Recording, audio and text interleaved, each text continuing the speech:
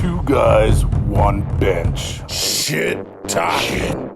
Strict sports. Combat sports. Over. All right, everybody. Welcome to Two Guys, One Bench. We're 650 pounds of obesity on a 30-pound bench. And Darrell, where we try and talk more shit than Ron Josol. And that's impossible to do because he's a fucking mad scientist of shit talking. A boom! Yeah, thank you. I started at comedy in the 90s. You know, my first year in comedy, I had to tell the audience I was Chinese because nobody knew what the hell a Filipino was back then. What was that, from Philadelphia? What is that bullshit? We started off in the ghetto, but my dad worked his ass off to get us out of the ghetto in the 90s. We're like the first rich Filipinos in the 90s. This is before Manny Pacquiao and the fucking Jabberwockies, okay? If you don't know who the Jabberwockies are, they're a Filipino dance group that won America's Best Dance Group by wearing white masks to cover their Filipino faces. If they didn't have that mask, they wouldn't fucking win. The fuck is this jungle shit? Trying to make us look as white as we can, boys. Not Ku Klux Klan white, just trim the excess, just wear the face. You have a huge head. Listen, it's bigger than all your friends. I thought you were on stage, but you're sitting down. That's fucked up. Let me ask you a question. When did you realize you had a big head? When did you know the day? Right now? That's fucked up. I feel really bad. Your friends are too nice. You need asshole people in your life to tell you shit straight. You walk in a room, you see a mirror, you don't notice it's a mirror first, you see yourself, but you think it's somebody else. And that split second before your brain processes and recognizes yourself, you fucking judge yourself. It's a weird feeling. I walked in, I'm like, that guy's a huge head. Fuck, that's me. Oh my God. I have a naturally big head, plus I'm receding. You know what that is? Global warming on my head. The fucking ice cap is melting. You know when guys lose hair here, they counter it with a beard. You see, like you, motherfucker. And the balder the head, the bigger the beard gets. They're trying to recreate their face upside down. And hey, if you're white or black, grow that beard just because you want to look dope. If you're Asian, nah, we gotta stop right here. Any more than this brings our faces back 5,000 years. Is that a samurai in the dance club?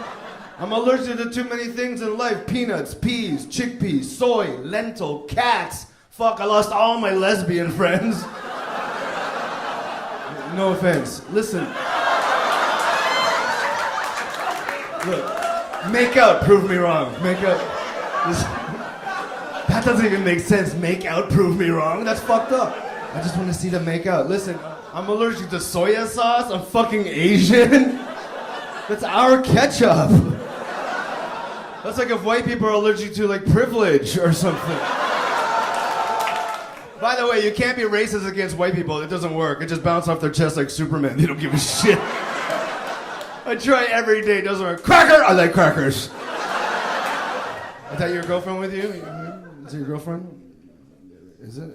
She's not even sure either. So you want it to be your girlfriend. It's not happening yet. It's just a friend? Okay, be honest. Okay, I know we're all Asian, but you need fucking subtitles right now. I don't understand the fuck you're saying.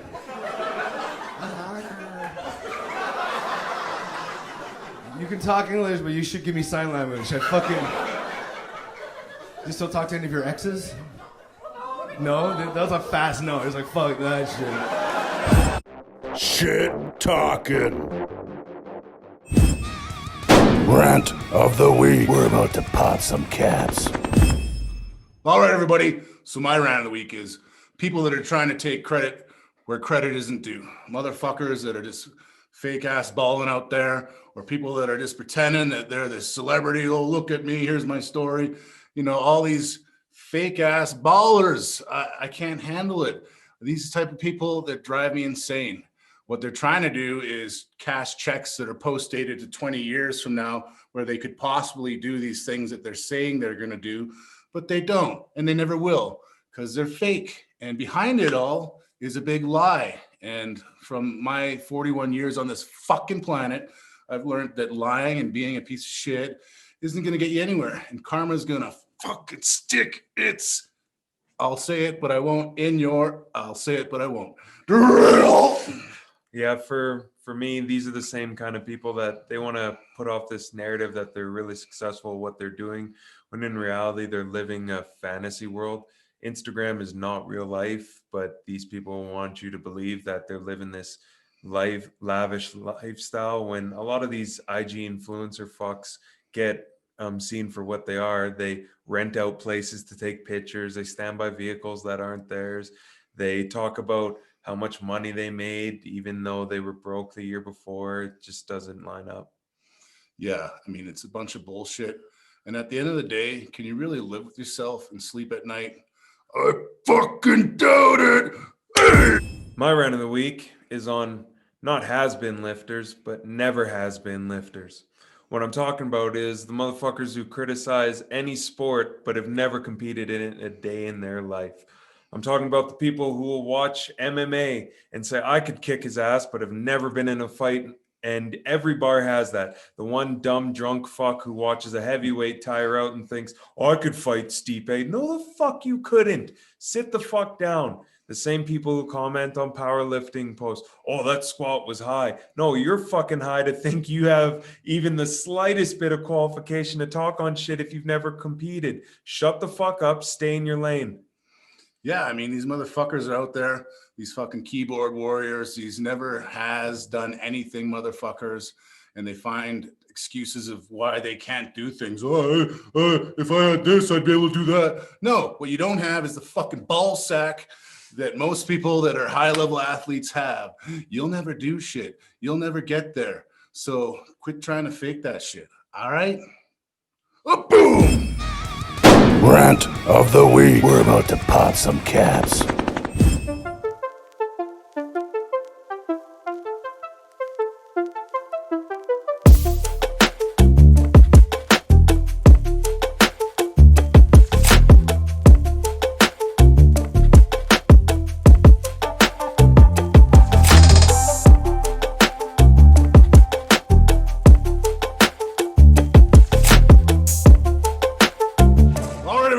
We just got off an awesome call with Ron Josol, who is an amazing comedian. I'm sure you've seen some of his work. I mean, he has been working in the field of comedy since the 90s. You know, he's rubbed shoulders with all the greats. He's friends with a lot of them. And he just fucking blew our minds and our fucking bellies with laughter because, you know, we went into a lot of topics. It was amazing having him on.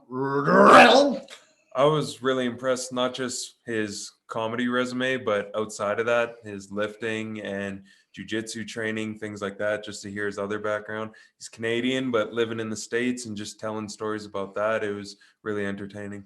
Yeah, listen, and he talks about, you know, rubbing shoulders with being friends with Russell Peters, going to parties, Chuck Liddell's there.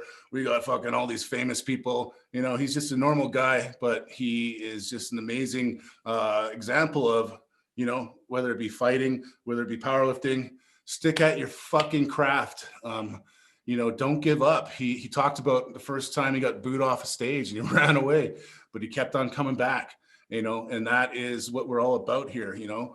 Get in your fucking uncomfort zone, not your comfort zone, and face all that hard shit, people booing you, you know, all these terrible times on stage. It's the same when, you know, Darrell and I have a bad day or when I get fucking flat lined in the ring.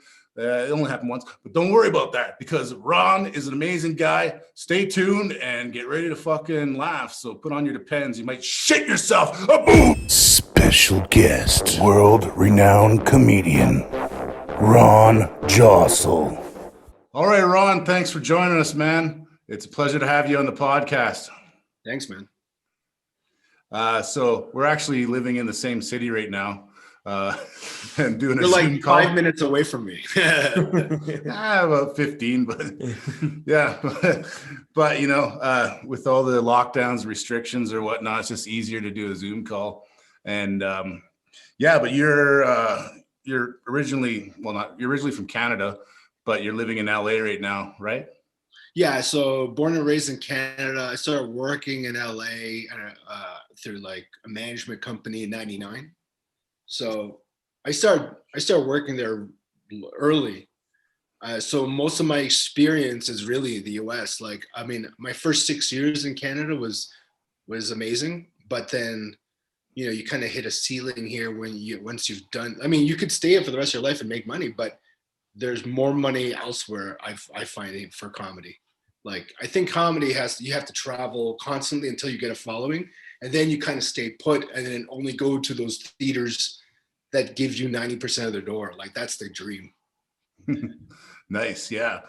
So, well, I met you probably about a month back, and it was kind of a cool scenario where you and a fellow friend, Chris LaBelle, did a comedy show for, you know, a bigger company. I won't mention the name, but it was a corporate gig. And, you know, I had the setup here on this studio where I am right now. And I haven't laughed that hard, I don't think, ever. It was just fucking amazing. Oh, thanks, man. Oh, I just, you I know, wish you could come to the live show, because like what Zoom is like 1/100th of what you really feel.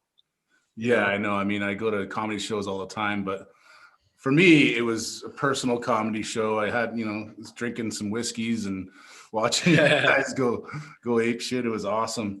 And yeah, I mean, I looked up some stuff on YouTube, and you're just a well veteran comedian. Some of those videos have almost 500,000 views, and I used to have, my cousin used to have a channel that I used to have 1.5 million views my first 2 years from 2004 to 2007.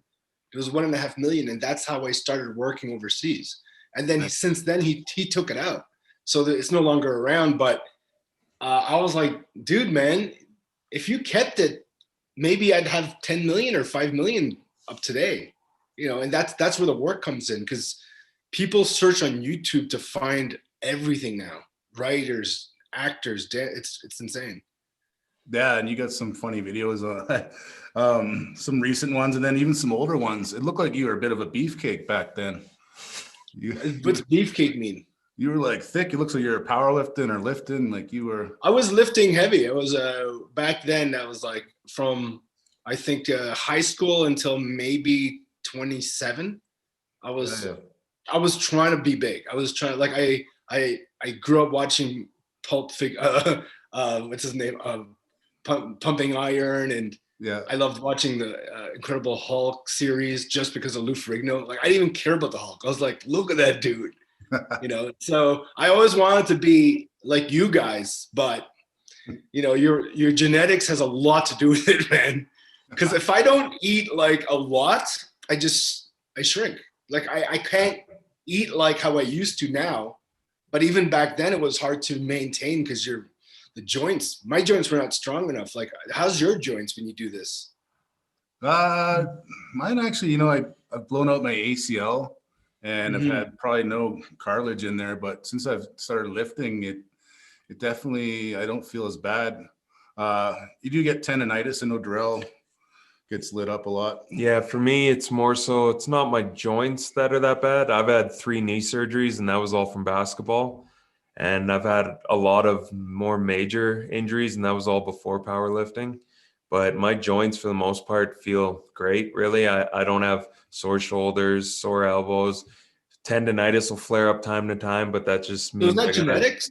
Do you think it's genetics that make a big difference of being a power lifter, bodybuilder, or sports athlete? Like, it has to be, because the training is just one thing, but your body has to be able to take that training.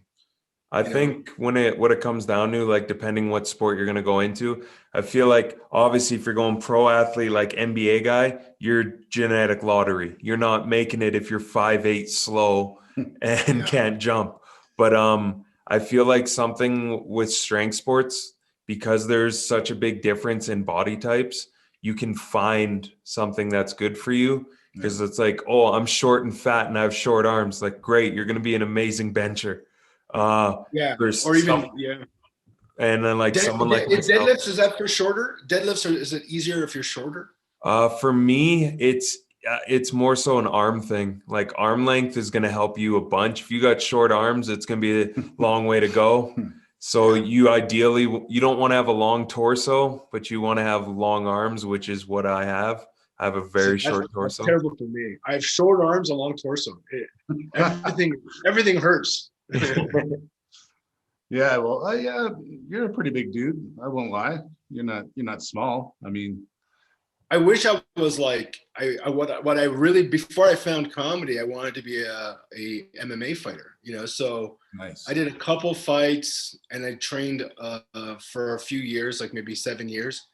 Wow. But comedy just took me away from everything, like if it doesn't become, I guess it starts off as a passion with anything you do, and then if you don't make money off it or don't even get into anything professional, how you get it last, You kind of touch on it a bit, but how exactly did you decide 100% like comedy was going to be the thing you did? Because obviously you had a passion for fighting and things like that, and you were talking about the money. Was it more of a money thing that got you to switch over, or you were just better at it? Because there was no money for anything I was doing at that time. I was like 20. I remember when I first went on stage, I got booed off. My very first time ever going on stage, I got booed by 300 students. and I jumped off the stage and I just ran. Like I just ran. I was scared. I walked and then I realized, holy shit, this hurts more than getting knocked out, choked out, or losing a fight. Like it actually mentally and physically hurts more, like emotionally. And then I was like, I must like it because I want to go back. And I think once you do something 3 or 4 times, you kind of know, like you know what? I was more scared doing comedy than fighting, but for some reason, comedy was the thing. It clicked with me. I was like, no, I like being scared, even though it's not good. Like nobody likes pain, but then when you see the benefit of pain, you're like, okay, that's good. That's good pain. And then there's like, if you don't win in anything and outside of like if I was doing MMA or whatever, and if I lost, it didn't make me go, I want to go back and redeem myself and get better. Where comedy was like, I got to go back. After my first time getting booed, that would have filtered a lot of people out, After doing it for such a long time, obviously you've built up a tougher, thicker skin, but do you still get nervous or scared to do certain shows? Not scared, but it's kind of like this. The bigger the show, the more stakes are involved. The higher the stakes, then you feel it, but then you have to concentrate even more and not feel it. Like it's kind of like if I do any shows that's not huge, like just a normal comedy club, I'm like whatever. But if I have to do a taping on TV, or I have to follow Chris Rock or Chappelle in Laugh Factory, like in the States, because I always have to go up on a lineup of killer, well-known comics. That's more scarier than anything. But then I have to concentrate more before I go up. It's kind of like you force yourself not to feel it. Like you're gonna go through some shit, but you have to go, I'm not gonna feel it right now. And then when it's done and you do well, then when you leave the club and you're in your car by yourself, you're like, holy fuck, that was so hard. But you don't let yourself feel that until it's done. Like you ever seen Muhammad Ali drop after he fought Frazier in like round 15? And you're like, how come he didn't fight? How come he didn't drop before? And then you realize he was just keeping it together before it was over. And then that whole, it's kind of like, you guys do sports athletics and body and powerlifting competitions and fighting and sports. When it's, when you take on a hard team or you have to take on, you're just mentally going, I have to pretend you're nothing right now. Yeah. Even though it's the biggest thing, you have to just fucking trick yourself. I do that with hot women because I'm not used to that. So with hot women, I always have to pretend they're ugly. Always. Yeah. I have to be like Chris LaBelle. I know you mentioned having to like go in front of or after some absolute killers. Who's the hardest person for you to go after that you found or go open up for? All right. So when I first moved to LA around 2008, so I was working there since 99, but around 10 years after I got on a TV show or Showtime, it was like an hour special. And then I had to showcase for Laugh Factory. When I passed, they loved me. And then for my first weekend, they said, you have to go up on the 10 o'clock show. I'm like, perfect. So I saw Kevin Hart on there. Tiffany Haddish was my friend at the time.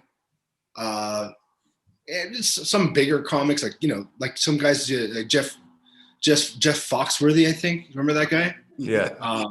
Yeah, Ron White. Like, it was like Wow. black comedians, white comedians, Asian, like, you know. And then after, I'm supposed to go up at the end of all these guys. And I'm like, fuck. And Jamie's like, don't worry, buddy, don't worry.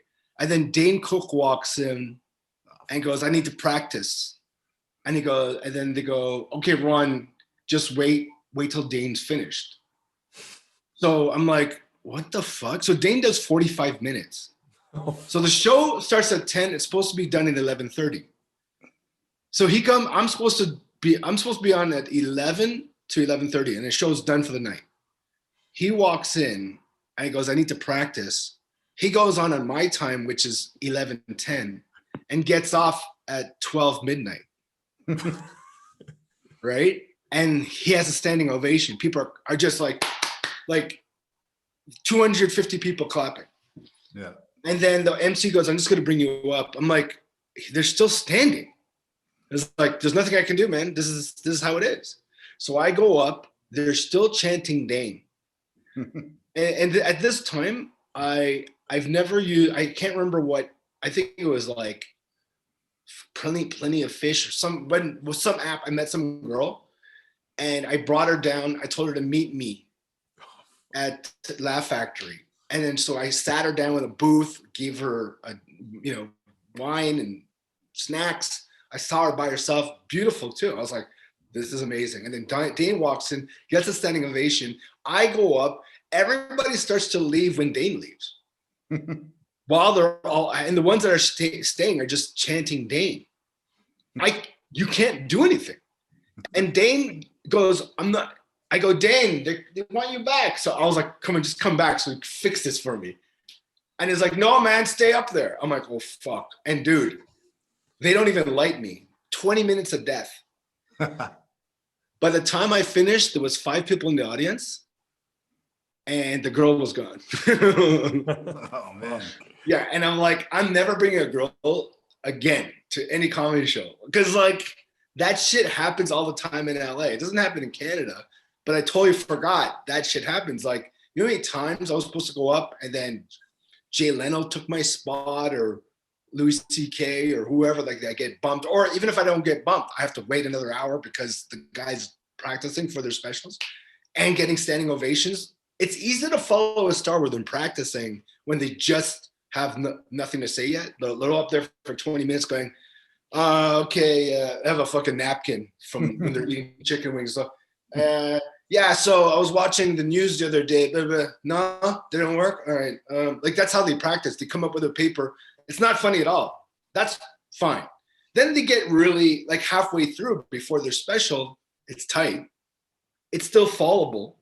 But once it's perfect, ready for the road, I don't know anybody that can go after. You have to be like a super high energy comic sometimes, because even how good you are as a quiet, low key comic, it's not going to go after that. You know, it's just does the human reaction can't, the human emotion can't. They just saw something too great. They just can't go back to a normal speed. It's like going after a star is so hard. And it's so hard to even tell comedians in Canada. I'm like, they'd be talking. I'm like, yo, I followed Marito. It was so hard. I'm like, dude, you ever fucking follow a star? Like, it's totally different.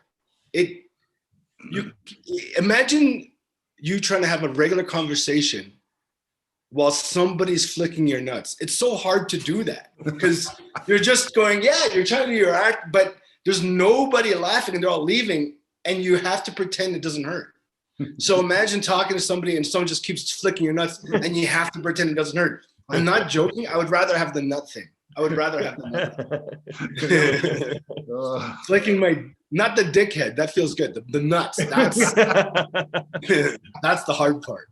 Yeah, the old fucking nutsack. Nutsack. Yeah, imagine someone's tugging your nutsack from behind and trying to stuff your nutsack in your asshole. That's exactly how it feels when you're bombing. And then you have to go, yes, hey, this is normal. I'm fine.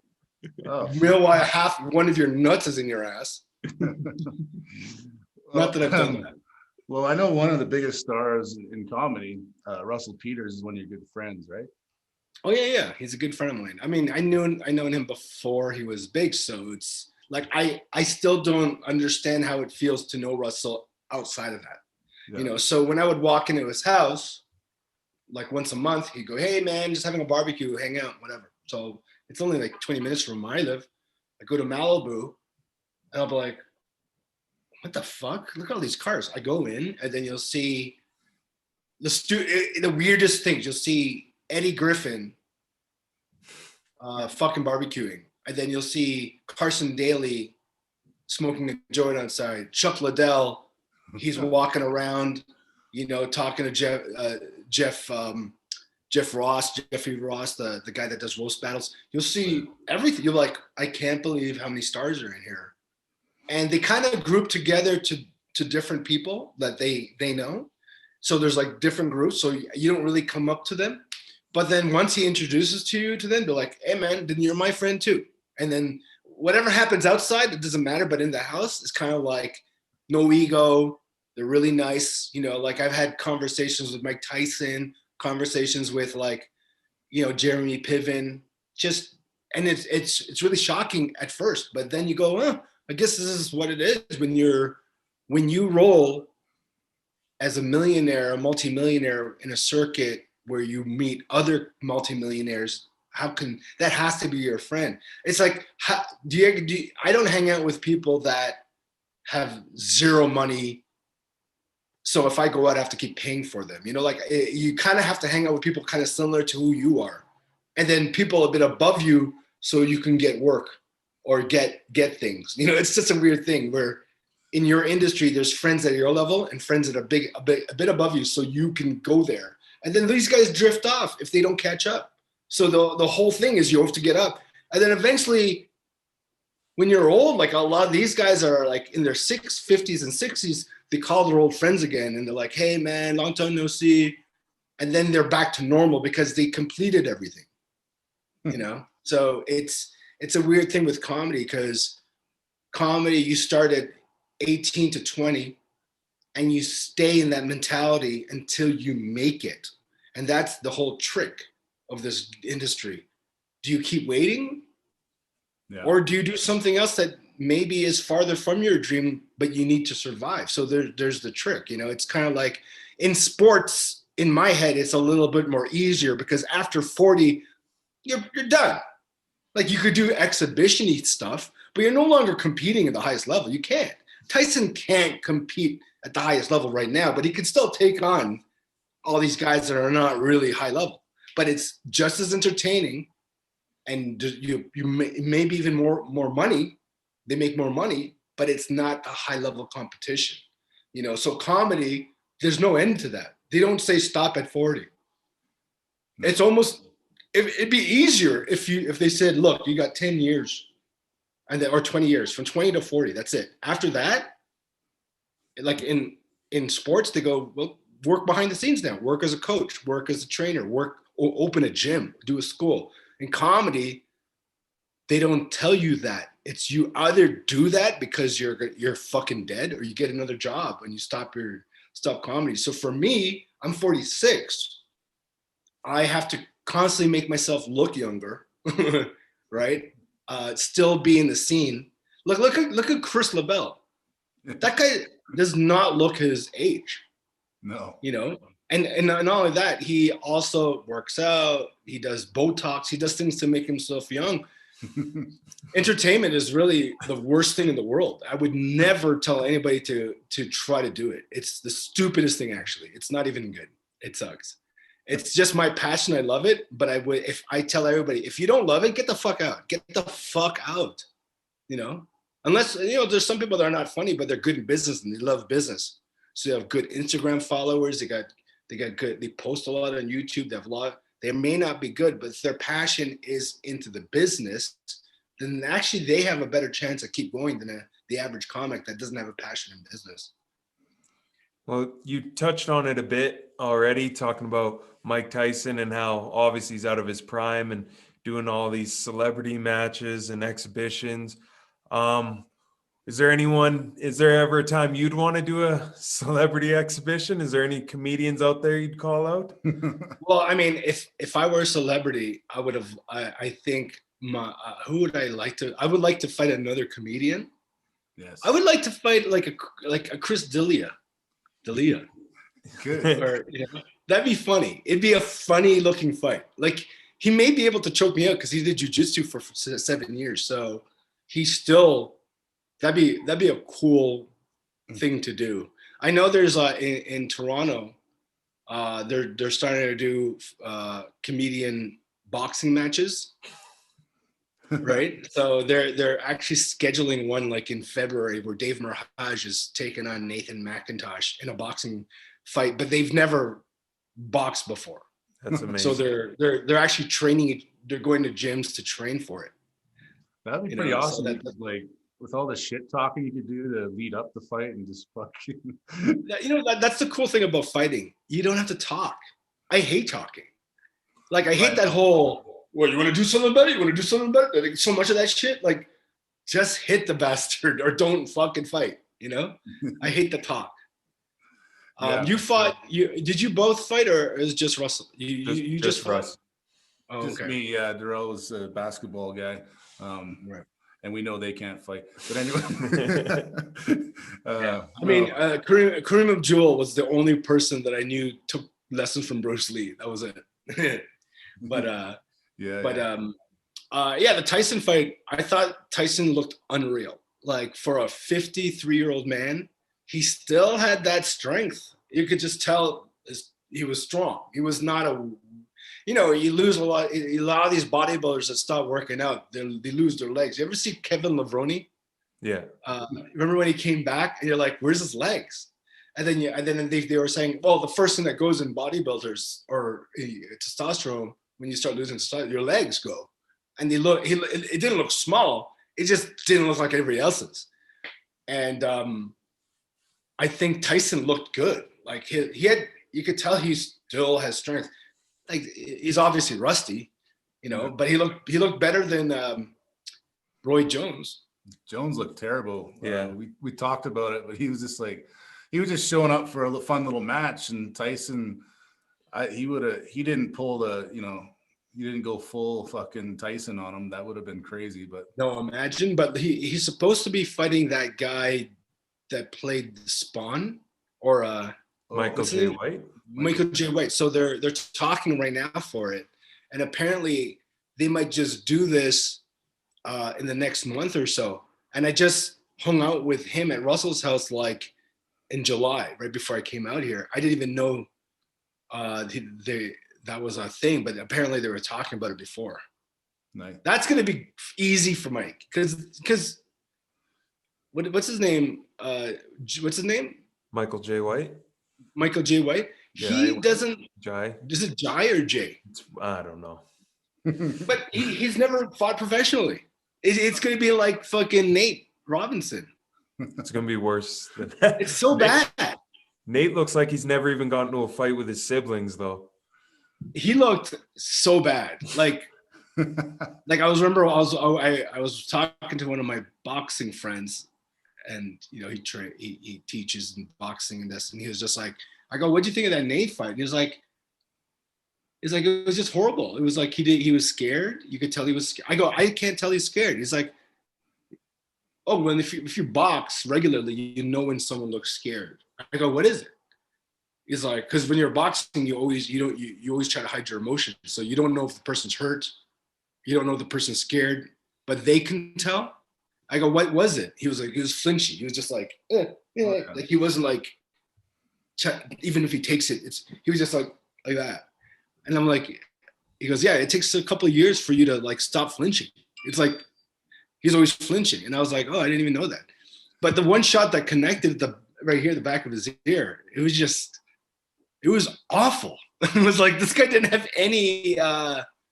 He didn't have any defense at all. He didn't even have his hands up. Like, it was crazy. Yeah, he's as a fighter, I know, like, yeah, he was rushing into things. He just try to like, and then when you time it, so when you can time someone rushing in on you and you throw a punch, it hits twice. Oh, that's how we knocked him. Yeah. So you timed it. Jake Paul's pretty new, but one thing I can tell is he spars a lot. I can tell Nate Robinson probably didn't even spar. It's just basically like what Eddie Hall's doing right now. Eddie Hall's fighting? He's fighting Half-Thor, the giant, the mountain. When? September, yeah. Where? Is it in Mike Tyson's thing, or is it a totally different thing? I think it's in Vegas. I'm not sure but it's When is this at again? September 2021 should be Vegas. I might be moving to Vegas around April, May, June. Fuck yeah. Well, we'll come visit you, and we're gonna come, and hopefully by then we talk a lot of smack about Eddie Hall, and we're getting a pretty good following. So I can't wait to watch this fight. Let's watch it together. Come to Vegas. Let's all watch it. Yeah, we're coming, man. Yeah, because I hit the buffets like when I go there. I work there. I used to work there every 3 months. There's 10 comedy clubs out there, so you could always work. Yeah. And they give me a buffet card. So I'm with this buffet card. This is the fat man card. You're allowed to go to 5 different buffets a day. Jesus. It's a $40 card, but I get it for free because I'm working. You could only go to like 2. You go one for lunch and then dinner, or breakfast and dinner. But I seen these fat fucks. Honestly, I seen a dude, him walking his wife, and I saw the card, and the guy goes this, okay, come on, just one more, and we got all 5. I'm like, you don't have to do them. It's supposed to be an option. That this or this, like McDonald's, or this, if your card can go to you could go to McDonald's, Burger King, Kentucky Fried Chicken, and Subway. You don't have to go to all of them. This couple was just fat and happy, but I mean, that's what it is out there. It's all about buffets, you know. It's the only place in the world I've heard this on the streets. I don't have my buffet pants on yet. I heard that as a statement. Like, people have buffet pants. They sell buffet pants. I'm rocking buffet pants all day long, man. If it doesn't have an elastic, I ain't wearing it. But yeah, man, those celebrity matches are pretty fucking awesome. I've been talking to Bob Sapp a little bit, and he's talking about a possible fight with Shaq. Are you kidding me? Shaq called him out. Yeah, man. Imagine Bob Sapp versus Shaq. That is amazing. But Shaq will get his ass kicked for sure. Look at fuck yeah. Bob is a fighter. He's a giant. Yeah, it'll be. I love all this shit. It's always been around, but now I think because of the internet, Instagram, YouTube, you get people that have crazy fan followings now that are not high level, but they're like Mike Tyson said, they're bringing it back. They're bringing back the people to watch sports, whether or not they're top people. They're bringing a crowd. That's why you can't knock anybody that has that big following, because it could help your business. You know, a lot of people are like, oh, I hate all these YouTube fucking comics, blah, blah, blah. They're playing our clubs that don't work. Well, then guess what? The owner needs that, though. The owner needs someone to fill out a whole weekend so they make some big money. Because of the rest of the weeks, if you don't bring someone that sells out that crowd, you're fucked now, especially these days. After COVID, nobody wants to go in and watch a comedy show unless it's your favorite comedian, unless it's your favorite sport. You know, sports should be back to normal, but I'm sure it's going to be less. It's going to be taking a 25% cut on the door, 100%. Don't you think? Like, at least. More than that. Yeah. Like, with NFL, I know most stadiums don't even allow fans. And depending on the state, they have certain requirements. Like the New Orleans Saints, their game had 0 fans, but Buffalo had 25%. They were allowed, I think. Yes. And then, but even if they're allowed, do you think people say they tell there's every governor, mayor, and governing people in the state or a province, if they say, okay, we're all fully open, don't worry about it, I still say 20% of people may not even show up. I think it depends on region, because I think if you're talking Texas or Florida, they're going regardless. Yeah, you know, it's true, because you could put a live gator in there and they're going to show up. It doesn't really matter. It's true. Yeah. I mean, Russell was in Texas. He's like, yep, full house, sold out, you know, every day, you know, and I'm just like, okay, well, I guess people will start going out. But when you think about 20,000 seats, that still could be filled, you know? I just think that, I think people right now, smaller clubs, like, you know, not smaller comedy clubs that don't bring a personality to fill the room are going to struggle, because that's really what you need right now. You need to hire a comedian that can say, hey, I have a name. I could just, you know, bring another 50 people extra a night. That's going to be better for the business owner, even though the business owner may not even like you and may think you're not funny. But at least it brings people to the show, to the club, and they may stay and come back to watch another comedian. So I think it's going to be hard when it comes back to maybe in a year. What do you think? A year from now, you think everybody's going to get the vaccine shot? Like, I mean, I don't know how long it will take. I don't know. According to Alex Jones, this is the end of the world. You love him, right? I feel like when it comes to the vaccines, you're still going to have people that are hesitant, that just don't want to get them in case. Oh yeah, I mean, the people that didn't want to do flu shots and the H1N1 shots, they're still there. Yeah, but I know you touched on it, well, quite a bit, about how COVID's been affecting things. How else have you seen it affect things? Like when you were in LA, for example, are they still allowed to have normal shows? Or no, they're done. Like LA, 1 in every 5 people have COVID. You know how fucking scary that shit is? 1 every 5? That's so ridiculous. So when I was there, they were just like, there's too many people. Like, okay, I'll go to Orange County. It's more of a Trump. It's like LA is divided between 2 parts. The top part, the Hollywood kind of people, and then the lower rich white people that are in Orange County. That place does not believe in masks, do not give a fucking shit up. And that's the problem, what's happening there. LA, there's a lot of woke and, you know, really progressive people in LA. So they're like, no, everybody wears masks. Even the homeless wears masks. Like they believe that. Now, the other part of that city, that's where the problem is. Nobody believes it. They're all rich, Laguna Beach people. They're going to go out. And then eventually that's what happened. They're like, we're locked down in the city for 4 months. So March, April, May, June. And then July, they're like, we need to do another 4 months. And I just left. So what happened is they shut the whole city down. I had no work. The only time you could make some money was a private rooftop show. You know, they're like, hey, there's a show. It's it won't be let out until an hour before the show. And it's only through this password, because eventually the cops will find out, but by the time they find out, we can shut it down. So I've been doing these, you know, rooftop shows there, here and there, but you know, you get $100. You're not making what you would make in a weekend, which is, you know, anything from $1,500 to $3,000. So you're getting 100 here, 100 there. It's not worth it.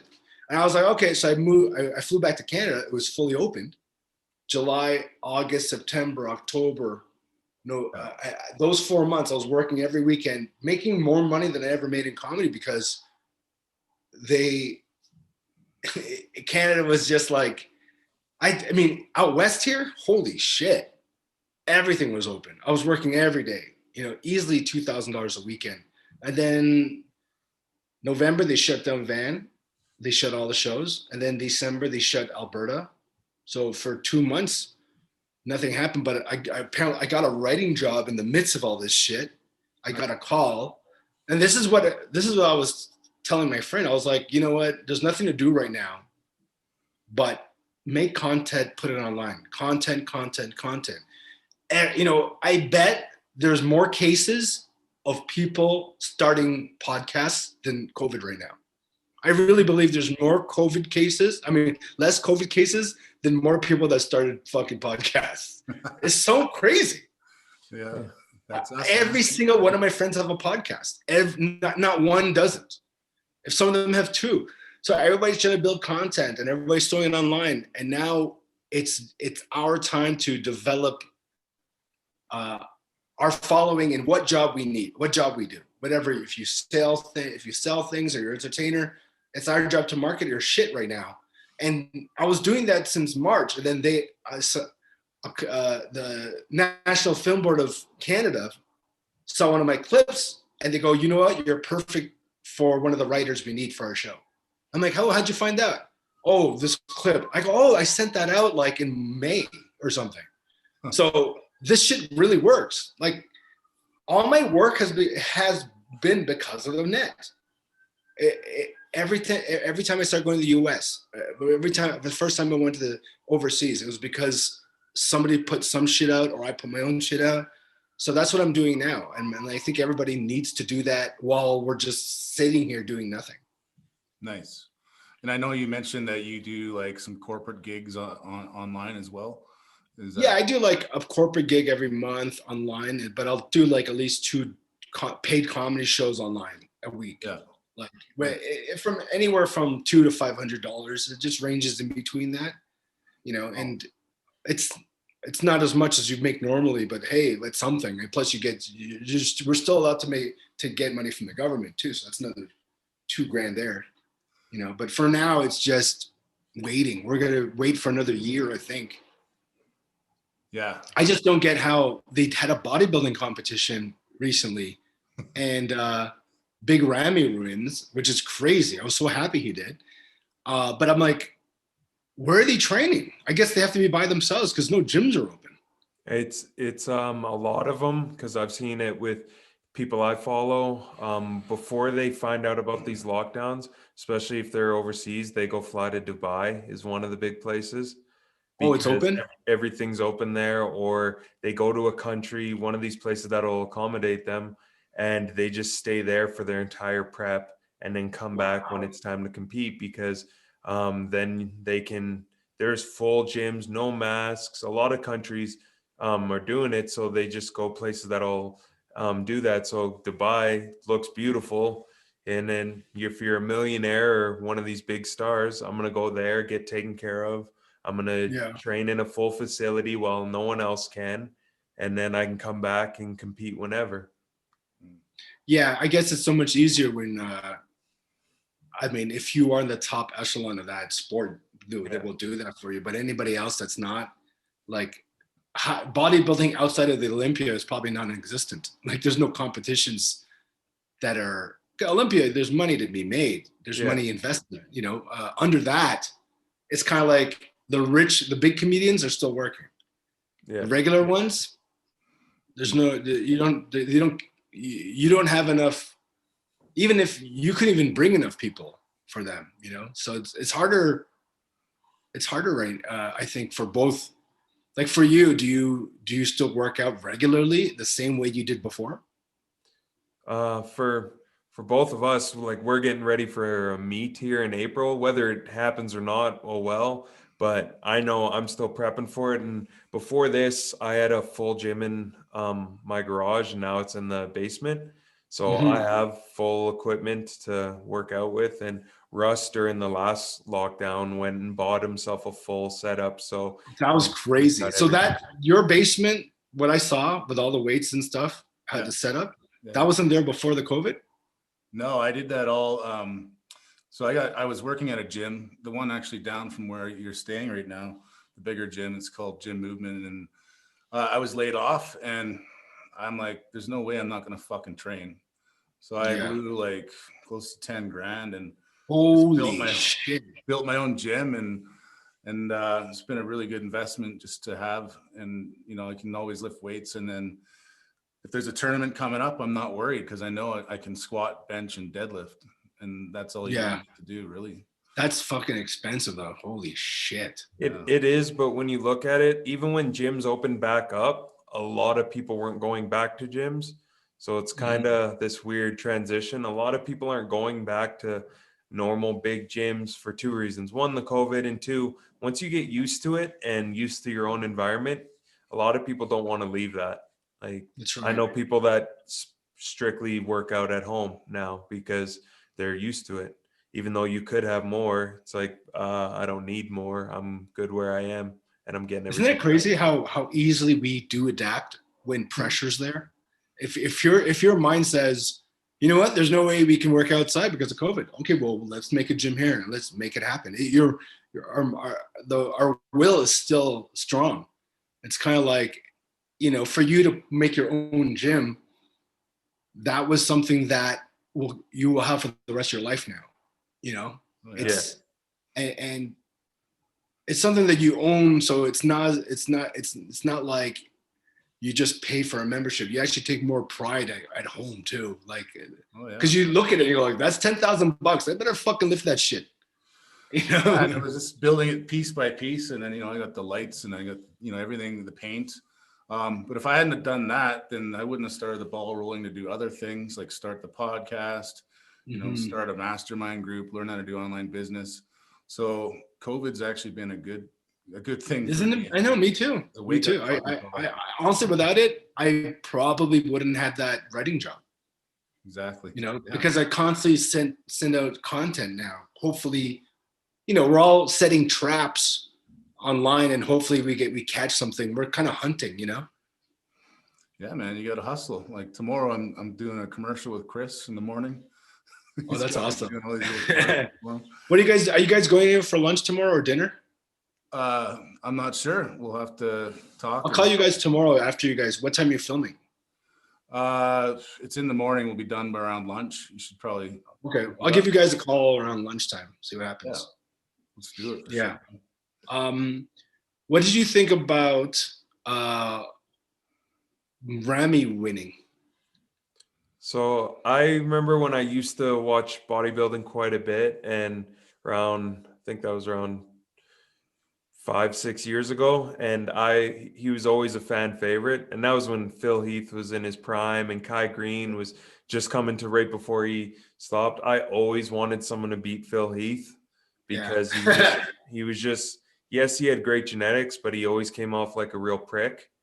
Yeah. And seeing someone like Rami, he was just such a monster at all times. And I'm glad that they finally went back to that, how bodybuilding's kind of transitioned from being the biggest fucker with a bubble gut to someone who's more aesthetically pleasing, he's the biggest dude out there, but he looks good. Yeah.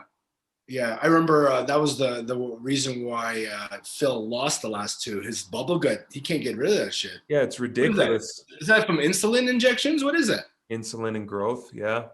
Wow. Because a lot of it, that's why you see a lot of them when they're working out, they have a belt on at all times. Yeah. It's like, oh, I can't let my stomach get bigger. It's like, dude, it has nothing to do with that damn belt. It's what you're putting in your body because you're going more steroids and PEDs than you are training. Weren't they all doing gain for pay too at one point? Oh yeah, that's a big thing with their sport. That's why we don't do it. What is that? There was it's pretty prevalent with bodybuilders that do gay for pay. So I know you're like, what the fuck's that? Before OnlyFans was a thing, they were doing OnlyFans for guys. Oh my God. And it's pretty out there.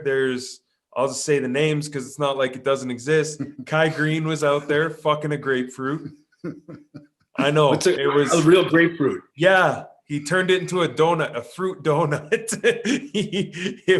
I was going to say, man, he's not packing much heat if it's just a grapefruit. No, he destroyed that grapefruit. And then there's like a lot of those guys, the Instagram bodybuilder type guys have been caught doing gay for pay, like selling videos, stuff like that to guys. Guys, why are we doing these podcasts? Let's do this shit. Yeah, man. I would if I was shredded, but hey. But let's pimp out LaBelle, him and his giant fake penis. He is the legend. Yeah. Yeah. I can't believe Kai did that. I'm shocked. Like honestly, I thought Kai's body was better than was very close to beating Phil Heath many times. They think that's one of the reasons he didn't win is because there's so much politics in it. They didn't want someone for sure with that. And he's not as good looking as Phil. Phil is a good looking bodybuilder. Yeah. You know, same with Arnold was too. You know, Kai is a fucking gargoyle.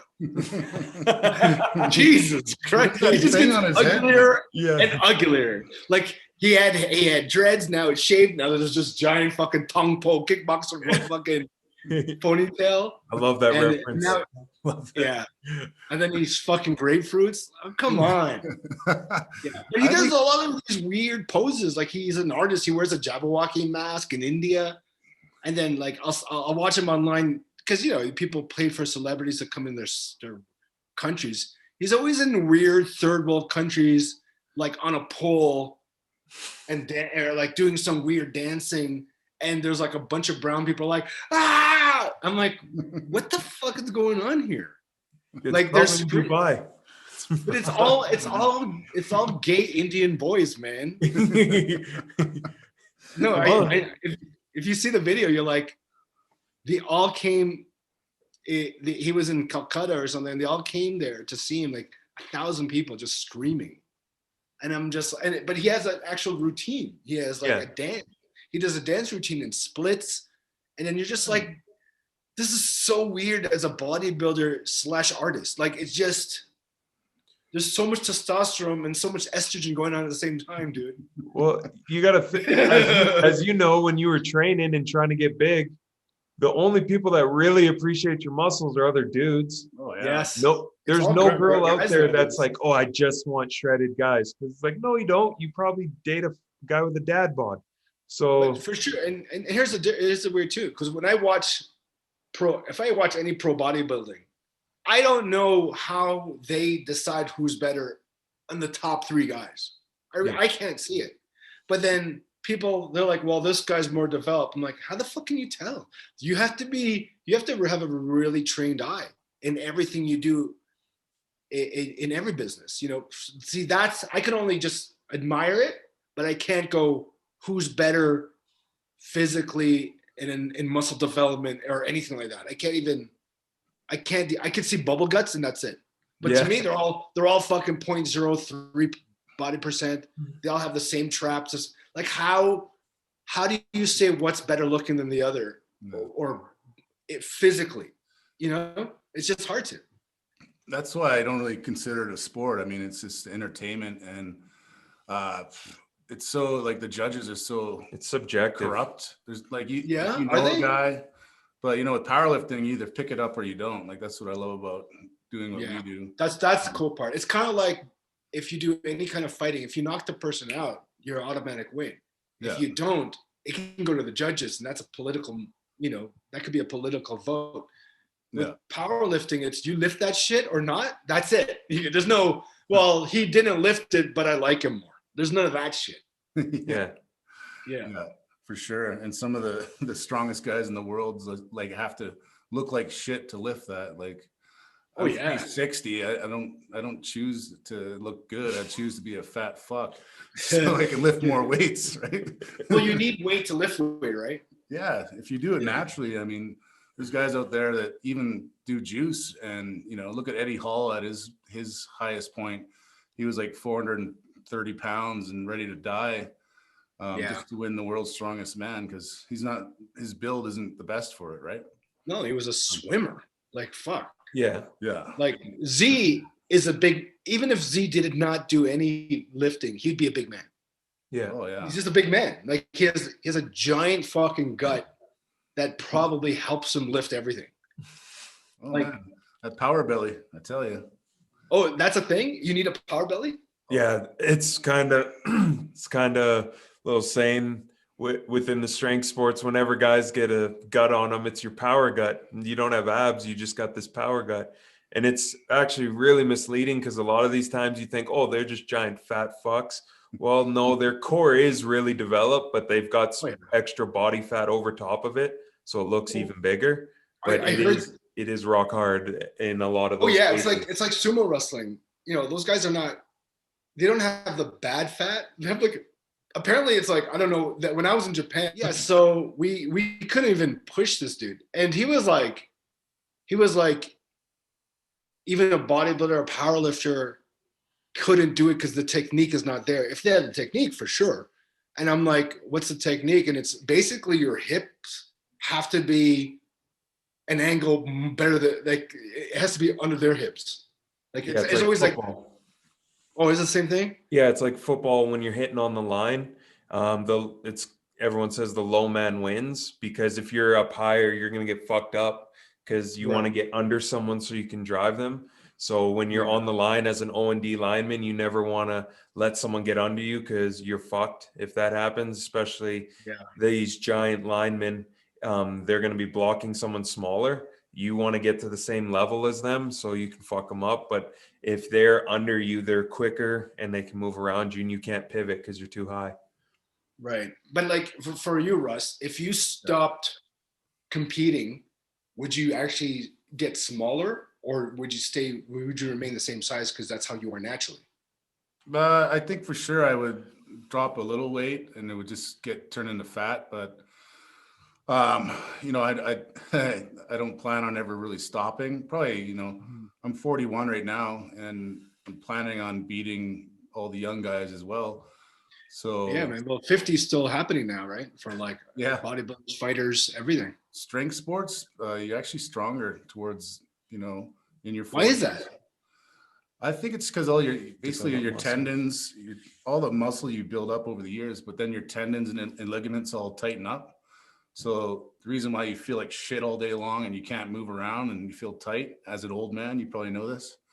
Well, that also gives my body sucks. It also gives you an advantage because then you can have more power that way. Right. You develop a more mature muscle from the years and years of training. Like a lot of these guys are winning shit in their 20s, but then they disappear by the time they're 30. Because like someone like that's another thing I've heard. They always say mature muscle. What does that mean? As like can you tell when you watch bodybuilding, because they have no fat, you could tell what's a mature muscle compared to a 25-year-old muscle? I don't think it's something you see as so much. It's something you would feel and just develop over time, because you're able to probably develop more thickness than other people in certain muscles, because obviously you have muscle memory. But when you're training, especially when it comes to this strength sports stuff, you can get strong really quick, but not have that have that same type of thing as then a guy in his 30s who's been training just as long. Those two people, a guy in his 20s, one in his 30s, if the guy in his 30s stops lifting for 4 months, he probably is going to be strong as fuck even after that, compared to the guy at 20 who stopped because he's just going to forget it. He hasn't been doing it that long, so it's not set in. Right. I get that now. I do get that. And then another thing is that most of those young punks, they can't handle the training. So they'll do it for a few years. Like, that's too much. But Darrell and I are just crazy, and we just keep on going and going. So it's all. So those younger guys, they're just, it's kind of like they're so gung-ho because it's new to them, and then they think but then after 5 years, that's when it really gets hard, because you have to really love it. You know, you can't just look at it as a fad, you know? Oh yeah. Like with our sport, I think I heard the average power lifter, if you want to call him that, stays in the sport for 2 years, and that's nothing at all, really. So all it shows for the most part is people get into it because they think it's exciting and, oh, I'm going to get so strong. But once the noob gains wear off, like, because you're going to see a shit ton of progress your first year and a half, maybe around 2 years, 2 to 3 years, you're going to see that shit slow down, and it gets discouraging. Like, oh, I'm only getting a little bit stronger after 4 months. So they try something else, or they have one bad day and that's all it takes. But in reality, all the people that are the best have been doing it for a long ass time. See, I think in jiu-jitsu too, it's kind of weird, because if you do maintain your physical strength, speed, and endurance past your 50s, let's say you're 60, you could still whip these kids' asses. You know, you could still, I've seen it. But the problem is nobody after 45 wants to eat proper all the time and work out every day. Everybody wants to just enjoy their last 20 years of just chilling, you know? In jiu-jitsu, they tell you this. I took it for a while, and they're like, eventually you gotta get a blue belt and a purple belt and then a brown belt and a black belt. And then you'll be a black belt 1, 2, 3, 4 stripe if you're lucky. Yeah. And then you'll start getting beat around 50, 55. You're gonna start getting beaten by brown belts, purple. And then when you're older than that, a purple belt's gonna beat you. And then when you're like a 75-year-old black belt, a blue belt's gonna beat you. And then you're like, yeah, but that sucks. Why isn't it? Don't you maintain that? And they're like, no, you don't. You can't.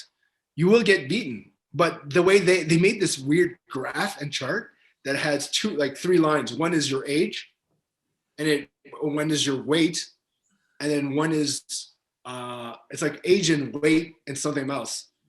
So wherever it crosses, so they go, if you're a black belt, you should be able to be beating everybody. But when you're 50, you're still a black belt, but you're going to start losing the brown belts. And then when you're 60, you're going to start losing the purple belts. And they're like, so are you still a black belt? You'll always be a black belt forever, right? Yeah. But what happens is in life, you will start losing because that's what's going to happen. So one time my brother and I were training with Royce Gracie. We trained with Royce Gracie back in 1990, nice. Before UFC. He was telling us to watch the UFC. They're like, watch the UFC, you'll see me fight. And I'm like, I didn't even know what it was. And then Helio, his dad, was 87. And Helio starts yelling in Portuguese. And then Royce is like, to my brother, my dad wants to fight you. And then my brother's like, what? Like my brother's 23, 24. This guy's an 87-year-old man. And he's like, he wants you to mount him and just start punching him. And he wants to get out. And my brother's like, no. And he goes, and Royce goes, you better fucking do it because my dad's going to punch your face. Nice. He's like, what? He's like, do it. So my brother goes on his back. Helio, 87-year-old dude, lies on him. Helio's on his back. My brother's lying on Helio, on top of Helio. And then Royce goes, okay, go punch him. So my brother's like, fuck it. Boom. Helio slips it, grabs his arm, turns him around, jumps up and runs out of the room. And after my brother's like, what the fuck was that? And then Royce goes, no, because on the street, he just saved his own life. And that's a black belt at 87. It's not about beating people. It's about getting out and living and just surviving and living. A normal 87-year-old person would be dead. Oh, yeah. But at least he got away. And he goes, and that is still high black blood level. He may not have beat you if he tried to, but him surviving and living, that is jiu-jitsu. That is martial arts. Being able to live and get out of any situation. And I was like, that's amazing. It's not about being the best unless you're young and you're in competition. It's about maintaining the most you can get for your age, of your own survival and living longer. So I thought that was a really cool thing that Helio did. 87-year-old man, Mike. I'm sure he wouldn't ask you to do it. And my brother was like 160 pounds, so it wasn't that big, you know? Yeah, I mean, I've got black belt in judo and also in full contact karate, Kyokushin style. And just over there, obviously, that's where a lot of this shit was, created 1,000 years ago, whatever. But it's the transition is you become a black belt, you get a few more degrees, and then you turn from being, a competitor into more of a coach, right? Right. Passing on your knowledge. And then, that's what I've done. I don't compete anymore in that. But judo is the hardest, dude. I used to watch judo tournaments a lot because I used to love, my friends did jiu-jitsu and judo. Yeah. And it looks so painful. Like the slams and it's so fucking painful looking. Oh, it's like getting in a car accident every fucking practice. Like you're getting launched. It's so easy to fall on your back in jiu-jitsu. But when I see these guys just and they're just, I have TMJ because this judo guy flipped, he did I don't remember the move, but it's you know, you take your arm, you put it under the guy's armpit and you flip him. Yeah. I can't remember the name of that. But anyways, I'm seeing the ceiling fan and I land and his fucking shoulder lands right on my face. Oh yeah. And I'm like, oh, okay, I'm done. Like and he just got up and he won, but I was just like, you could have just knocked me out basically, you know, and even till today it's fucked up. You know, I think I told you this, when Nogueira fought Bob Sapp and Bob Sapp gave him the fucking pile driver, or was it like a pile driver. It was, yeah. Yeah. He said in an interview recently, I saw this online, that till today he has a bad back because of that shit. Oh fuck. Like that, he was knocked out. Did you know that? That was prime Bob Sapp. He was a fucking animal. It was unbelievable to watch. That was Pride to me, was the combination of what they're doing back then and today with entertainment, with the craziest exhibition matches that were also high level. When you see Bob Zapp, Anderson Silva, or what's his name, Vanderlei Silva, all these guys back then, holy shit! It was just one of the best. Even till today, it's more exciting to watch Pride still. Oh yeah, man, and yeah, I can't believe you're about to fight Bob. Imagine that fight happened, dude. I was pretty dumb, but that would have been amazing. But when you get in the ring with that guy, you're either gonna win, lose, or die. But well, I would be, first of all, I'd fear for my life. I'd be like, I could die. Like everybody else, I could die. But I look at him, I'm like, I could die actually, you know, because the slam alone would kill you. Oh God, yeah. Yeah. Well, good thing is we just keep in touch down. We're kind of buddies, so that's amazing. Where does he live? In Japan still? I think he's in Thailand right now. He's in Asia. Well, I'm going to Asia, so I got this whole tour happening apparently in April, May. Nice. So they're trying to make it happen. If I go down there, I would love to take a picture of him and just like meet him. But if he's there, I don't know. Maybe I'll set up, man. That'd be fucking all right, brother. crazy. Well, thanks for tuning in and showing up to our Zoom call and having an awesome conversation. Thanks, that was amazing, man. I haven't laughed like that in a while, probably since the last time you were in my basement. Hey, man, tomorrow I'll give you guys a call if you guys are going to grab some food after. I'll see what happens. Yeah, for sure. Let's meet up tomorrow, brother. Awesome, man. Well, man, nice meeting you too, man. Nice meeting you. It was a pleasure talking with you. Learned quite a bit today. So just for anybody tuning in, how do people get a hold of you? How do they follow you? What's the best way? So IG at Ron Josol 1. There's 3 Ron Josols. They all look like fat versions of me. I don't know where they're from, man, but they look like me, but fatter. And then Instagram is at Ron Josol 1. Then I got the Facebook, obviously, is Ron Josol. And then YouTube, just put Ron Josol. I think those 3. Are you doing TikTok or Twitch? No. Okay, I don't know about that shit yet. Yeah, that's a different fucking story. Yeah, that's a different thing. But those are my 3 handles. But thanks again, guys. And you have a podcast out as well, right? Yeah, it's called Ron the World, like I run the world, but it's Ron the World, and that's every Wednesday at 6 p.m. PST or Mountain Time 7, and EDT that would be 9 p.m. I'd love to have you on at one time whenever you're free on Wednesdays. Yeah, let's do it 100%. All right, cool, man. That'd be dope. Yeah, man. All right, man. Have a good night, and I'll probably see you tomorrow. All right, cool, man. Take care. Nice meeting you, man. Nice meeting you. Special guest, world-renowned comedian, Ron Josol. Something just ain't right. There's definitely some fuckery afoot. All right, there's definitely some fuckery afoot.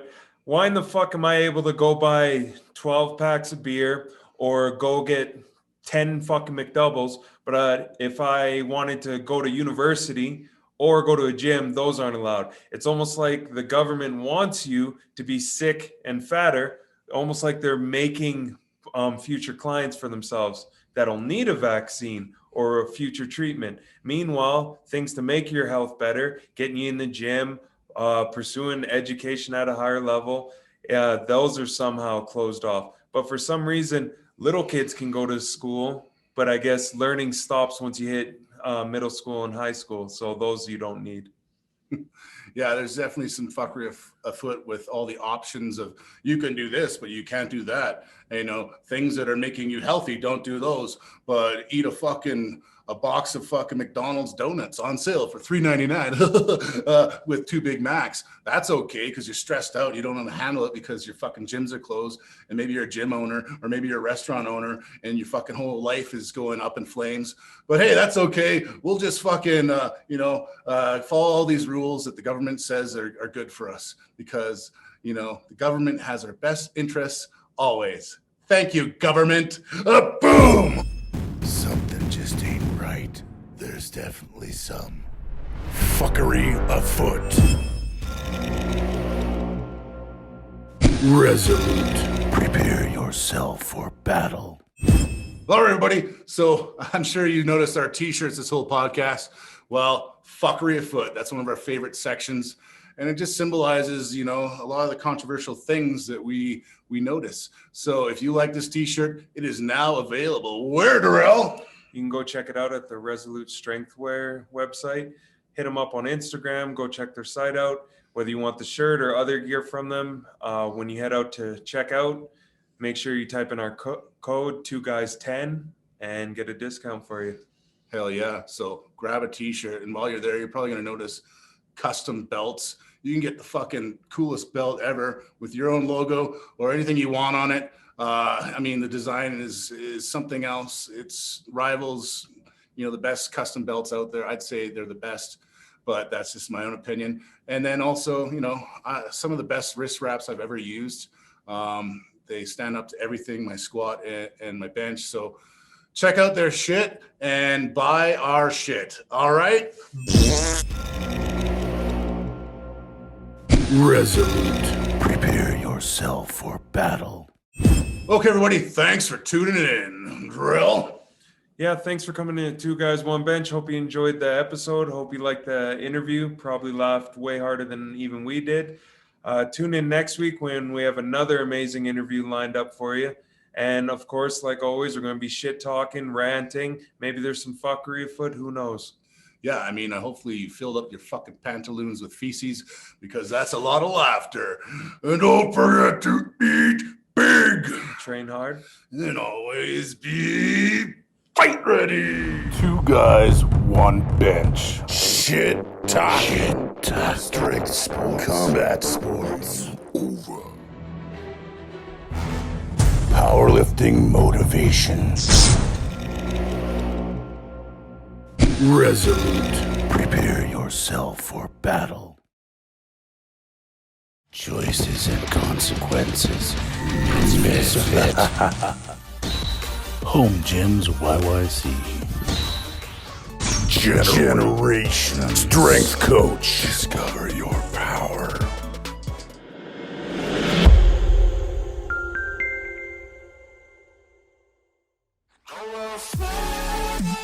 Muteki Strong Mindset with host Russell Peel.